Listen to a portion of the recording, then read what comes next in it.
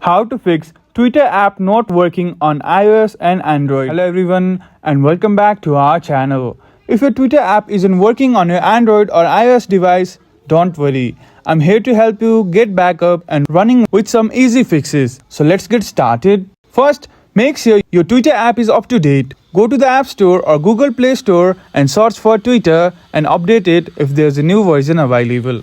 Updates often fix bugs and improve performance. Next, restart the app. If that didn't work, try restarting the app. Close the app completely by swiping it away from your recent apps, then reopen it. Next, clear cache. For Android users, clearing the cache can solve many app issues. Go to Settings, tap on the application, then tap on Twitter, then go to Storage and select Clear Cache. For iPhone users, try uninstalling and reinstalling the app to refresh it. Next, check your internet connection. Make sure you are connected to a stable internet connection. Try switching between Wi-Fi and mobile data to see if one works better. Next, restart your device. If none of those steps worked, restart your device. A quick reboot can often clear up minor glitches that can be affecting the app.